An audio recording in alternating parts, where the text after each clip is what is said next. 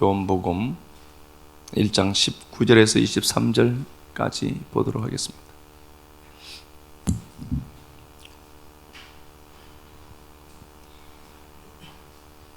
유대인들이 예루살렘에서 제사장들과 레위인들을 요한에게 보내어 내가 누구냐 물을 때에 요한의 증언이 이러하니라. 요한이 드러내어 말하고 숨기지 아니하니 드러내어 하는 말이 나는 그리스도가 아니란데, 또 묻되 그러면 누구냐? 내가 엘리야냐? 이르되 나는 아니라. 또 묻되 내가 그 선지자냐? 대답하되 아니라. 또 말하되 누구냐? 우리를 보낸 이들에게 대답하게 하라. 너는 내게 대하여 무엇이라 하느냐? 이르되 나는 선지자 이사야의 말과 같이 주의 길을 곧게 하라고 광야에서 외치는 자의 소리로라 하니라. 아멘. 예, 기도합시다.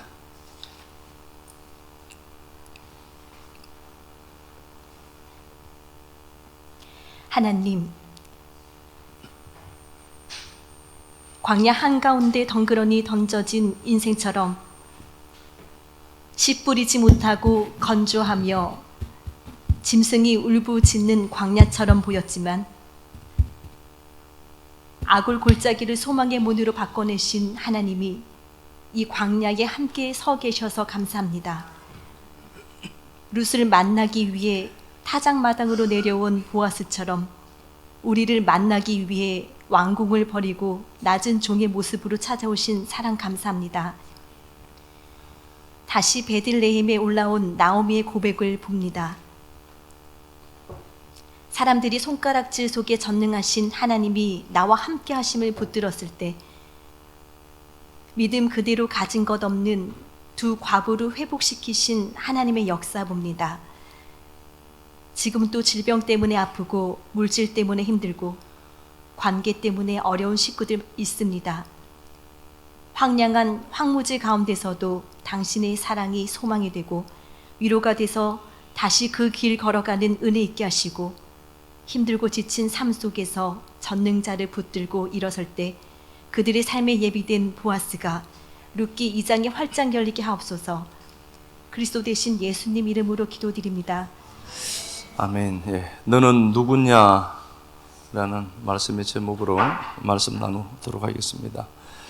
그 성경에 나오는 코스모스라는 단어가 이제 세상이라는 단어인데요.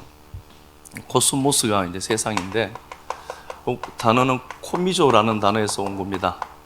무언가를 가져오는 겁니다. 가져올 게 있는 겁니다. 가져오다, 획득하다는 단어입니다. 그러니까 코스모스라고 하는 세상 자체가 목적이 아닌 거죠.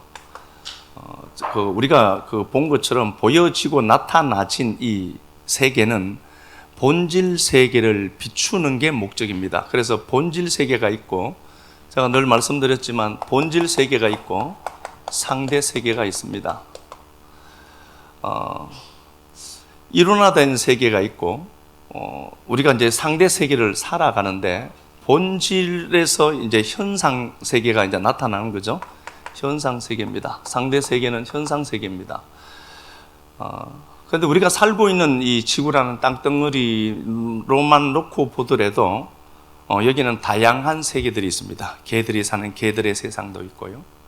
비둘기가 새들이 살고 있는 새들의 세계도 있고요. 사람이 사는 사람들의 세계도 있습니다. 그러면은 성경에서 말씀하시고 계신 것은 보여지는 이 세계를 통해서 보이지 않는 세계를 찾아내는 겁니다. 이걸 히브리라고 합니다. 건너가다 하는 단어입니다. 그래서 우리는 코스모스라는 이 세상을 살리면서 본질 세계, 영원히 보이지 아니하는 그 세계가 발현된 것이니까 이리로 자꾸 건너가야 되는 겁니다. 이걸 히브리라고 하는 겁니다. 이걸 히브리, 건너가다 하는 겁니다. 그래서 우리는 자꾸 건너가는 연습을 해야 되는 이유입니다. 인간은 세상에 함몰되어서 사는 인생들이 아니라 이 세계를 다루는 자들입니다. 가만히 놓고 보면은 보여지는 이 세상은 보여지는 그 세상 본질의 값이 있을 겁니다. 우리는 다 이해할 수가 없습니다. 보이는 이 세계를 우리는 보이는 세계 그 자체로 다 이해할 수도 없고 값을 매길 수도 없습니다. 왜냐하면은 우리는 이 세상을 살면서 자기의 가치관과 신념에 따라 해석합니다. 그래서 내가 사는 세상은 이 세계를 고정된 세계라고 보겠습니다. 이 고정된 세계를 내가 해석한 세계에서 삽니다. 그래서 내가 갖고 있는 관념, 내가 갖고 있는 사상, 내가 갖고 있는 시선의 폭만큼 해석한 세계를 우린 이걸 내 세상이라고 합니다. 요건 해석했기 때문에 이미 뒤틀려 있고 왜곡되어 있습니다. 여러분들이 살아가고 있는 세상은 각자가 주어진 자기 관념, 믿어왔던 신념들, 익숙한 내 생활 패턴들로 인해서 여러분들이 해석한 세계를 이 세상으로 살고 있습니다. 그러면 그게 본질의 세계 그 자체일까? 그건 아닐 겁니다. 그래서 이 해석된 이 세상을 내 세계라고 합니다.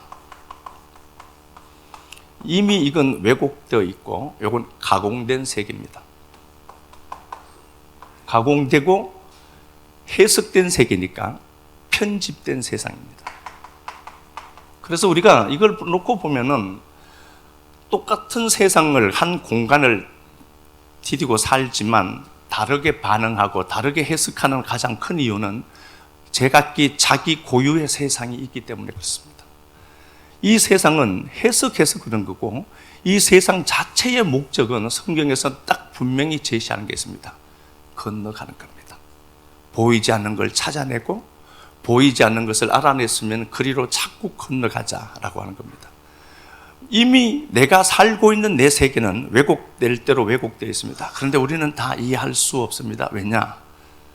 나는 내가 갖고 있는 관념, 신념, 가치관으로 말미암아 해석해 놓은 세상이고 이걸 가장 아름답다라고 생각합니다. 그런데 다른 가치관을 갖고 있는 사람 입장에서 보면은 다르거든요. 근데 우리는 그걸 용납을 못합니다. 수준이라고 하는 게 있습니다.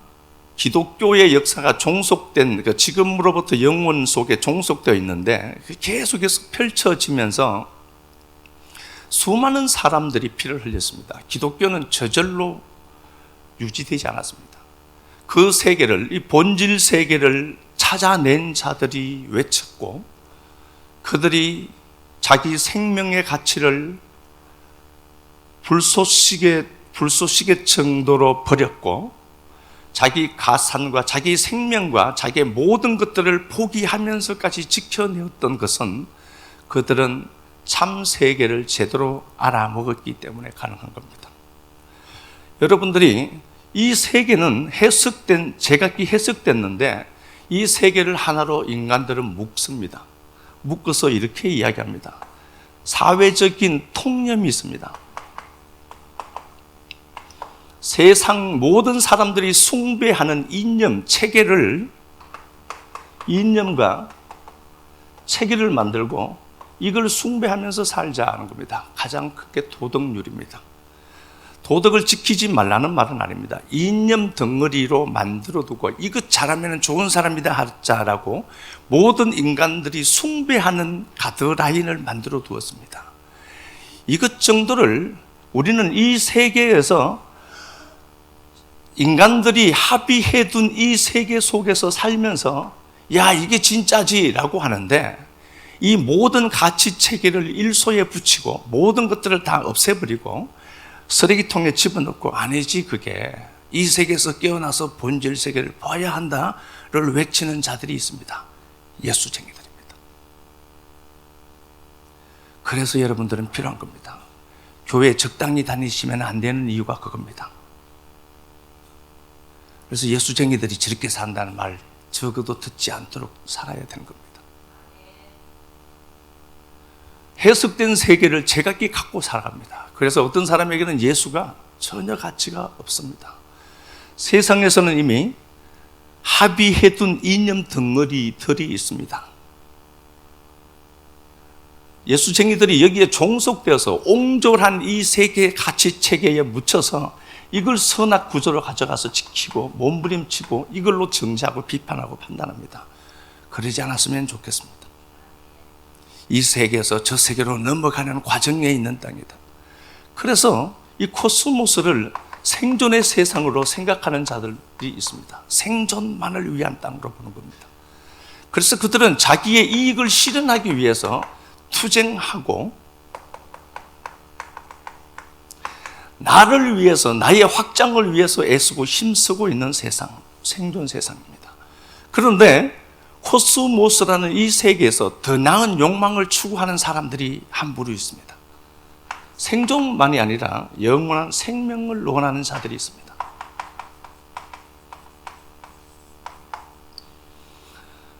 이 인간 세상에서 만들어둔 가치 체계를 일소에 붙이고 이건 아니지, 더 나은 무언가가 있을 것이다 를 찾고 더 나은 세계를 욕망하며, 이 생존 세상은 그 더 나은 욕망을 구현하는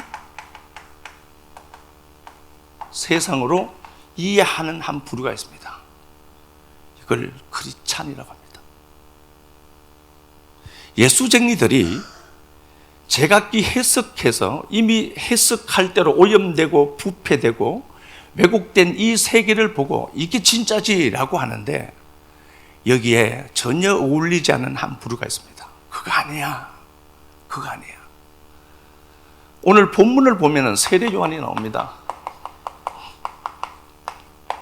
세례 요한과 예수 그리스도 이야기가 나옵니다. 친척입니다. 세례 요한이 6개월 먼저 출생했습니다. 엘리사벳과 예수 그리스도의 모친 육신의 계보인 마리아는 친척입니다. 성경에서도 분명히 누가복음 1장 36절에 보면 둘은 친척으로 나옵니다.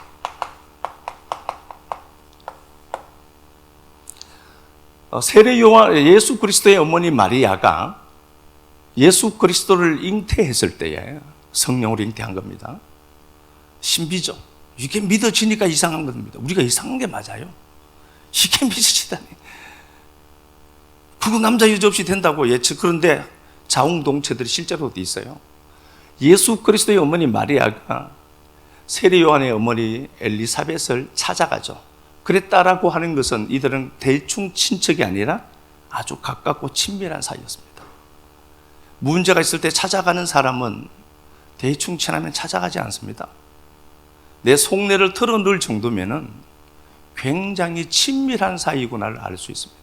찾아가서 교제를 합니다. 그렇게 놓고 보면 세례 요한과 예수 그리스도는 옛날 딱지치기 했던 친구입니다. 그런데 어느 날 예수님이 30세가 돼서 야, 내가 영생하는 그 빛이다 라고 외칩니다. 세례 요한의 입장에서는 이해가 안 됩니다. 구슬치기 같이 했거든요. 이게 이해가 되겠습니까? 그런데 세례 요한은 그 예수 그리스도가 예수 그리스도로 보이는 인간 예수, 완전하신 인간이신 예수의 차원을 뛰어넘어서 다른 예수로, 다른 메시아로 보기 시작하는 겁니다. 건너갔기 때문에 가능한 겁니다. 그리고 세례 요한은 자기의 신분을 정확하게 밝힙니다. 사람들이 몰려와서 이렇게 얘기합니다. 너 누구냐 도대체? 라고 묻습니다. 너 누구냐라는 말에 그는 아주 간략하게 자기 자신을 설명합니다. 나는 그 메시아도 아니고 나는 그 선지자도 아니고 예수 그리스도라고 하는 등불을 밝히는 존재고 나는 한낱 소리일 뿐이다. 포네라는 단어는 포스라는 단어와 맥을 같이 합니다. 포스가 빛이라는 단어입니다. 나는 소리다. 이 땅에 하늘의 소리를 그려내는 자입니다. 그 하늘의 소리를 그려낸 게 문자고, 그래서 문자라고 하는 건, 문자는 말을 다하지 못하고 말은 뜻을 다하지 못한다라고 하는 겁니다. 하늘 소리를 듣고 그 하늘 소리를 설명하고 표현하는 도구다, 이렇게 얘기합니다. 그러면 여러분들은 어떤 것 같습니까? 그냥 이 땅에서 생존 세상에만 허덕이다가 이 땅에 주어질 것 그것만 붙들고 기도하다가 대충 그렇게 살다가 가면 천국 가겠지라고 하는 정도로 여러분들을 자리매김하지 않았으면 좋겠습니다. 여러분들은 여러분들이 생각하는 것보다 더 훨씬 존귀하시고 더 크신 존재인 것을 성경이 우리를 세례 요한 삶을 통해서 들춰내는 겁니다. 여러분들은 여러분들이 생각하는 것보다 더 훨씬 중요하고 크신 존재들입니다. 해석을 그래서 잘 해야 됩니다. 세상을 내가 해석한 좁은 그 세계 속에서 살다가 거기에서 탈출해 나와야 됩니다. 그래서 내가 어제 좋아했던 게 오늘 싫어지기도 해야 됩니다. 어제까지만 그렇게 해도 좋았는데 이게 내 인생에 도대체 뭘까가 고민도 되고, 이게 진짜 사람 사는 게 맞을까도 고민도 해봐야 되고, 이렇게 신앙하는 게 이게 맞을까? 어떤 신을 상정해 두고 그 신에게 내가 막 기도를 하고 막 달려서 내가 원하는 걸 받아내고 하는 이 정도의 천박한 믿음을 갖고 있으면서도 이걸 내가 믿는다라고 얘기할 수 있을, 이게 진짜 신앙 맞을까? 여러분들은 고민해 봐야 돼요. 여러분들은 그것보다 더 큰 존재이기 때문에 그렇습니다. 성경이 그렇게 말씀을 하는 겁니다. 자, 본문 가서 한번 보겠습니다. 21절부터. 또 묻되 그러면 누구냐? 내가 엘리야냐? 이르되 나는 아니라. 또 묻되 내가 그 선지자냐? 대답하되 아니라. 또 말하되 누구냐? 우리를 보낸 이들에게 대답하게 하라. 너는 내게 대하여 무엇이라 하느냐? 이르되 나는 선지자 이사야의 말과 같이 주의 길을 곧게 하라고 광야에서 외치는 자의 소리로라 하니라. 예, 광야에서 외치는 자의 소리다 하는 겁니다. 이 소리가 빛이란 단어예요. 예? 그러면은 세례 요한의 목적은 생존 세상을 살면서 생존 세상에 살아요. 살지만 자기 이익만을 위해서 투쟁하는 정도를 넘는 인생이 된 겁니다. 아, 이 세상은 보다 나은 욕망을 위한 그것들을 실현하는 세상이구나를 알고 예수 그리스도만 존귀케 되는 것에 목적을 두고 살았던 인생이 이 인생입니다. 그래서 세례 요한은 나는 소리지, 하늘의 울림에 하늘의 소리를 모두가 못 들으니까 못 듣는 하늘의 소리를 듣고 그걸 내가 이 역사 속에 펼쳐내고 표현하는 도구일 뿐이야 나는 이라고 자기의 정체성을 정확하게 이해합니다. 그 당시 주류 사회들은 이런 시선의 높이가 없었습니다. 그러니까 그들의 삶의 날들은요, 농도가 짙지 않아요. 어떻게든 길게만 살려고 하죠. 깊게 들어온 농도 깊은 삶을 구현해낼 수가 없는 겁니다. 그러니까 모든 자들이 마태복음 11장에서도 그런 겁니다. 사람들이 장터에 앉아서, 장터에 15절부터구나. 장터에 앉아서 피리를 봅니다. 야, 춤춰. 이게 행복한 거니까 라고 합니다. 그런데 세례 요한은 춤추지 않더라는 겁니다. 니들이 말하는, 니들이 보편화로 만들고 모든 사람들이 숭배하는 그 이념체계, 가치체계로 이건 가장 좋은 거야 라고 하는 거, 그건 나 중요한 게 아닌데 나 그것보다 더 중요한 게 있어 라고 말하기 때문에, 야, 그 정도면 춤춰야지 네가 라고 할 때 그게 왜 춤출 일이냐라고 그는 반문하고 있는 겁니다. 어제 좋았던 게 예수 안에 들어와서 오늘 싫어져야 되는 겁니다. 그래서 담배도 끊고요. 그래서 술도 끊어지는 거예요. 왜냐 보니까 그게 내 인생을 지탱해 줄 요소가 아니기 때문에 그런 거예요. 술 먹고 싶으면 먹으면 돼요. 뭐 술 때문에 하나님이 십자가를 거두거나 그럴 수는 없으니까. 그러나 장터에 앉아서 피를 불면서 야, 권능아 춤춰. 야, 그게 왜 도대체 기쁜 거네? 기쁜 거냐, 그게. 나는 하나님 말씀 붙들고 말씀을 깨달았을 때 그 희열과 감격을 나는 잊을 방법이 없고 그게 가장 행복한 거야 라고 하니까 피리 불어도 춤을 안 추죠. 가슴을 치면서 이야기합니다. 야, 이건 가슴 쳐야 될 일이야 라고 이야기합니다. 그런데 그들이 슬피 울지 않더라는 겁니다. 울지 않더라. 그게 울음의 문제가 아닙니다. 가만히 보면은 하나님이 목자가 되어서 양인 우리를 끌고 가는 여정이 있습니다. 그래서 내가 이런 선택을 해서 저주받았나? 내가 이런 선택을 해서 내가 이런 개고생을 하나? 그런 건 없는 겁니다. 주님이 끌고 가는 거잖아요. 양이 어떻게 목자를 끌고 가냐고요. 그래서 제가 그 어린 양 첼라라고 했죠. 텔라라고 했죠. 텔라. 전박이 그건 주님이 업고 가요. 그러니까 인생의 삶의 문제 있죠. 아프니까 기도하는 게 맞아요. 그러나 그건 하나님의 손에 종속되어 있습니다.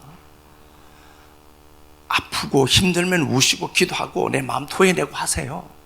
그러나 우리 사람들이 이렇게 얘기합니다. 야, 그게 왜 너 울어야 되잖아 분명히 라고 할 때 나는 그게 가치가 안 되거든요.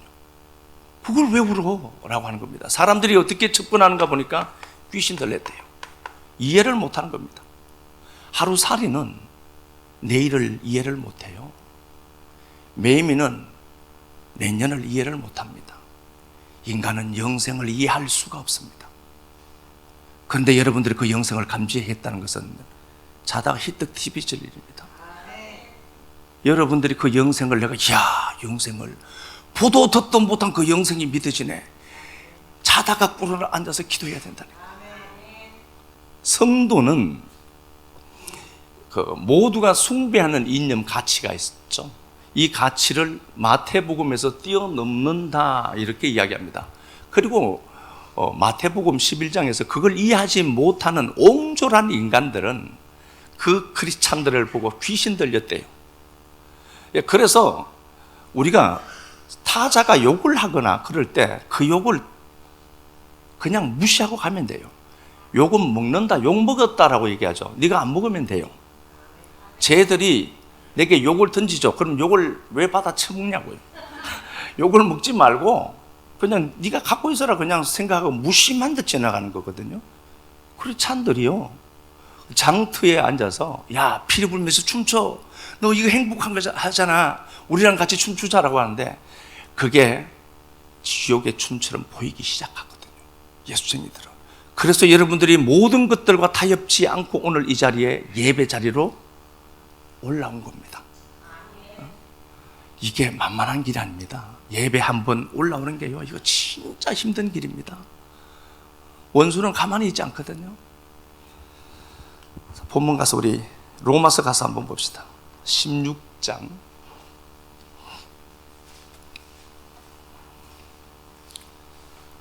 로마서 16장 가서 한번 보겠습니다. 사도 바울이 로마서를 기록하고 로마서 16장에서 자기 사역에 함께 동참한 사람들의 이름을 거론합니다.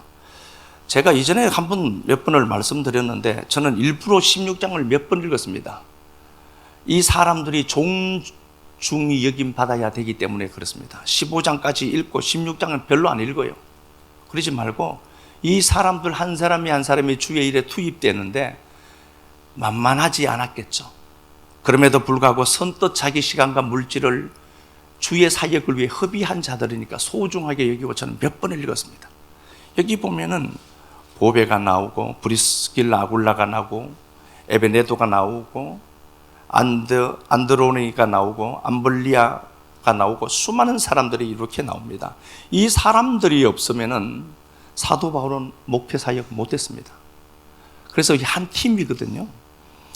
그게 고마웠던 거 봐요.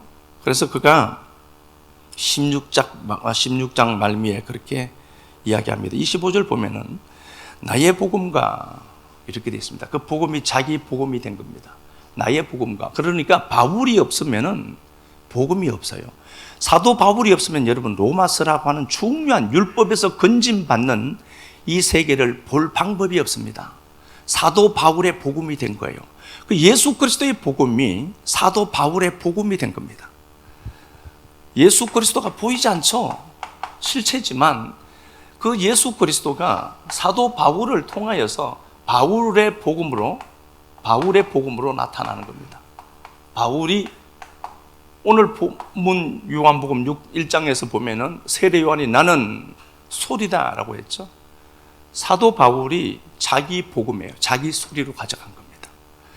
그러니까 바울 안에 충만한 하나님의 영이 사도 바울을 통해서 복음이 설명되고 그게 그려진 게 문자로 로마서입니다. 로마서는 굉장히 중요한 위치입니다. 그러니까 율법의 저주, 선악구조에서 해방되어서 죄가 없는 영원한 세계에서 옮겨진 사건을 기록하는 거니까 바울이 나의 복음이라고 얘기합니다. 보겠습니다. 나의 복음과 예수 그리스도를 전파하면 영세전부터 감추었다가 이제 나타났다는 겁니다. 물론 예수 그리스도로 말미암아 계시되었지만 바울이 없으면 그 복음은 감추어질 겁니다. 이제 나타났다라고 이야기할 수 있을 정도로 그는 소리로서의 사명을 감당하며 산 겁니다. 그러니까 사도 바울이 코스모스라는 세상을 생존만을 위해서 이익을 위해서 투쟁하는 존재로만 그려낸 게 아니라 이 역사라는 세계를 더 나은 욕망을 향한 더 나은 욕망을 구현해내는 세상으로 보았고, 사도 바울은 미친 자처럼 복음을 그려냈습니다. 그래서 그가 26절에 이렇게 말하는 겁니다. 이제는 나타나신 바 되었고, 이렇게 됐습니다. 나타나신 바 되었고, 하반절에 이 복음으로 너희를 능히 경고하게 하실 지혜로우신 하나님께 예수 그리스도로 말미암아 영광이 세세무궁하도록 있을지어다. 하나님의 그 놀라운 은혜의 감화가 되고 하나님 앞에 영광을 돌려내버려요. 이게 성도가 살아가야 될 삶입니다. 여러분들이 누군가가 여러분들에게 물으면은 너 누구냐라고 하면은 나는 세상에 치졸하고 옹졸한 가치체계를 뛰어넘는 더 나은 욕망을 구현하는 소리다라고 얘기해야 되는 겁니다. 그래서요, 우리가 성도가 성도답게 사는 겁니다. 살아라 소리 하고 싶지 않습니다. 사라질 겁니다. 하나님 그렇게 하실 걸 믿기 때문에 그렇게 사는 겁니다. 세상에서 보면은 우리를 보배를 질그릇에 담고 있다 이렇게 되어 있습니다. 고린도후서 4장 7절에 보배를 질그릇에 담고 있습니다. 마태복음 13장에서 천국 비유를 이야기하시면서 보배를 밭에 감추었다 이렇게 되어 있습니다. 밭에 감추인 보화 같은 이 천국은 그렇게 있습니다. 물론 이 당시 때는 전쟁이 늘 자주 일어났기 때문에 돈이나 귀중품을 숨길 공간이 별로 없었고, 그래서 자기 밭에다가 항아리를 파서 묻어둔 게 맞습니다. 근데 이게 누군가 보니까 이게 우리죠. 우리랍니다. 우리라는 존재 안에 보화가 있어요. 그런데 중요한 건요, 우리 안에 보화가 있지만 끄집어낼 자가 누구죠? 우리라는 도구가 없으면 안 돼요. 그래서 우리가 복음을 제시하는 사람들을 마음껏 복음을 제시하도록 만들어가는 이유는 그 안에 있는 보화가 필요해서 그 밭을 사는 겁니다. 그래서 여러분들이 저를 존중히 여겨주시는 건 너무 감사합니다. 그러면 저는 그럴 때마다 제 안에 있는 보화의 가치가 더 커지도록 늘 공부하고 열심히 그 말씀을 묵상하는 것은 제가 게을리하지 않고 해야 되는 일이라고 저는 알고 있습니다. 대접받아서가 아니라 제 가치를 존중해 주니까 왜 이유와 목적을 저는 분명히 알고 있습니다. 제 안에 있는 보화의 가치를 보고 그러는 거지 제가 인간성이 좋아서 그런 건 아닌 걸 알고 있거든요. 그 정도는 제가 알고 있으니까 걱정 안 하셔도 됩니다. 우리라는 밭에 보화가 있거든요. 이 보화를 보고 달려오는 사람이 있습니다. 누가복음 11장 떡 이야기. 친구가 떡을 찾으러 왔는데 그 떡을 갖고 있는 그 본질의 주님을 알죠. 그래서 간청한다, 아나이데이아, 뻔뻔하게 요구했다라고 했잖아요. 그걸 제가 아니까. 이렇게 우리의 위치가 이렇습니다. 그래서 내가 중요한 이유는 내 안에 소리가 있고 보배가 있고 보화가 있어서 그렇구나 정도 알아야 됩니다. 세상 사람들 보기에 우리라는 가치는요 별로 중요하지 않습니다. 어떻게 보면 빌빌거려요. 세상은 돈이 있고 이 정도 되면 이렇게 있어야 돼 라고 이미 그들은 암묵적으로 서로 합의한 게 있거든요. 그게 없거든요, 예수쟁이에게는. 그러니까 예수 믿는 게 무슨 그렇게 이야기합니다. 그런데 가만히 보면은 성도의 위치가 연약해 보이지만 하나님의 역사가 연약함을 기반으로 이루어졌다는 사실을 알고 있습니다. 출애굽기 14장, 이스라엘 백성들이 홍해를 가르고 나오는 시점입니다. 그들이 이집트에서 종살이하고 나오는데 앞에 홍해가 막혀 있습니다. 주님이 모세에게 이렇게 말씀합니다. 야 모세야, 지팡이 내어 밀어라. 지팡이 내어 민다고 그게 갈라지겠습니까? 우리의 이념체계, 가치체계, 지식체계로는 도저히 이해가 안 됩니다. 어떻게 하나님의 말씀이 여러분들에게 다 이해가 되겠습니까? 그렇다면 그거는 신을 넘어선 겁니다. 손을 내어 밀어라 라고 하니까 21절에 반대편에서 동풍으로 바다를 가르시더라. 쓸모없는 그 지팡이가 기적의 현장에 있으니까 기적을 만들어내더라. 다윗이 골리앗 쳐 죽일 때 흔하디 흔한 짱돌 그걸로 해요. 금반지 10돈으로 때렸는데 넘어갔더라. 이러면 뭔가가 고급진데 흔하디 흔한 그 돌 하나 들고 갔는데 그게 그렇게 중요한 돌이 돼요. 여리고 성을 돕니다. 야 돌아라. 무너진다. 말도 안 됩니다. 그런데 말씀에 꽂힙니다. 이미 해석하는 장치를, 쟤들과 다른 해석 장치를 갖고 있던 그들은 가라 라고 하니까 그냥 돌더라. 도니까 마지막 날에 무너지더라. 사사기 6장에 보면은 기드온 이야기가 나옵니다. 미디안 대적들이 있습니다. 어찌할 바를 모릅니다. 하나님의 말씀이 기드온에게 들립니다. 기드온아, 그러니까 큰 용사다. 자기 꼬라지 보니까 변변치 않거든요. 하나님, 나는 가장 작은 자인데요. 하나님은 우리에게 오셔서 야, 네가 그 정도밖에 안 돼를 확인시킬 때가 있더라는 겁니다. 그것밖에 안 돼. 32,000명이 모였는데 하나님이 니들 힘으로 이겼다 할 것 같으니까 다 돌려보내고 300명만 줍니다. 인간들은 분명히 그러거든요. 내가 했다라고 하거든요. 여러분들이 한 것 미안하지만 하나도 없습니다.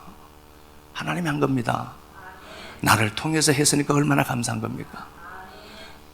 기드온에게 야, 미디안 적진으로 가라. 7장 12절 보니까 그 미디안이 바다 모래와 같이 많더라 이렇게 됐습니다. 무수한 전쟁 무기를 동반해서 그들은 이스라엘을 노려보고 있더라는 겁니다. 그런데 그들이 하나님이 전략을 하나 주는데 야, 항아리 안에 그 횃불 집어넣고 가. 그게 무슨 전략이겠습니까? 우리가 적과 싸우는데 야, 군능아, 총, 칼 잘 준비해라. 이건 이해가 되고 납득이 되는데 항아리 가져가서 항아리 속에 횃불 숨기고 가. 칼 하나 들고 가는 소리도 없어요. 하다 못해 막대기 하나, 개 때려 잡는 막대기라도 데리고 가라라고 하면 되는데 그것도 없어요. 근데 들고 가더라니까요. 이게요, 말씀이 주는 힘입니다. 아니, 왜지? 이상한데? 그러면서 이상하게 예수쟁이들은 가거든요. 갔는데 그걸 보고 어떻게 얘기하죠? 7장에서 이게 야훼의 칼이다 이렇게 됐습니다. 그게 칼로 변할 줄 어떻게 알겠습니까? 성경을 안 읽으신 분들은 그 횃불이 칼로 변했나 이렇게 생각하는 바보들이 있습니다. 그 횃불이에요. 그냥 횃불인데 그 횃불을 보고 그게 야훼의 칼이다 이렇게 되어 있어요. 변변치 않아 보이는 여러분들의 모습이 발견됩니다. 그래도 그 약한 고리 통해서 하나님은 분명히 일하십니다. 여러분들이 이런 정체성을 갖고 너 누구니? 라고 물으면 요한복음 1장 말씀이 꽉 생각나고 그래서 제대로 해석해서 건너가는 우리들, 이 교회 식구들 되었으면 좋겠습니다. 찬양 드리도록 하겠습니다. 은혜 아니고 아무것도 할 수 없는 인생들, 성경을 그저 부부로만 보았던 미련한 인생들, 은혜였구나 보게 하셔서 감사합니다. 생존 세상에서 내 이익만을 위해서 쟁투하고 투쟁하며 사납게 살았던 인생들, 코스모스라고 하는 이 세상이 더 나은 하나님의 욕망을 구현하는 장소구나 보고 돌아갑니다. 알지만 행할 힘이 없는 우리들이기에 당신 앞에 의탁합니다. 세상 사람들이 피리 불 때 춤추지 않는 여유쯤은 가질 수 있는 식구들 많아지게 하시고, 세상 사람들이 슬퍼하며 가슴 쳐야지 라고 할 때 나 그것 때문에 울지 않아 라고 성도된 신앙의 자존심 한 번 정도는 객기 부려보는 식구들 많아지게 하옵소서. 차디찬 법에 갇혀서 옹졸하고 치졸했던 인생들 더 넓은 세계 보게 하시고, 새나라 새하늘 새 땅 찾아지게 하시고, 하늘에 안침받은 존재들 되게 하셨으니 오늘 이 말씀이 평생을 살아가는데 기중한 생각의 재료가 되고 해석의 장치가 되도록 꼭 은혜 베풀어 주옵소서. 각자가 해석한 세계 속에 함몰되어서 갇혀있는 자들이 풀려나는 은혜를 누리도록 도와주시고, 세상 나가서 담대하게 나의 복음을 이라고 외쳤던 바울처럼 우리 안에 감추어진 언닉된 그 하나님의 나라가 나의 복음으로 펼쳐지고 나는 세상의 소리다라고 얘기했던 그 고백이 일생 살면서 한 번 정도 울려 퍼지도록 도와주옵소서. 주님 앞에 드린 시간들, 물질들, 섬김들 하나님 꼭 기억하시고 당신이 채우시려고 그거 빼냈으니 갚으시고 채우시는 하나님을 누리도록 도와주옵소서. 그리스도 예수님 존귀하신 이름 받들어 감사하며 축복하고 기도드리옵나이다. 아멘.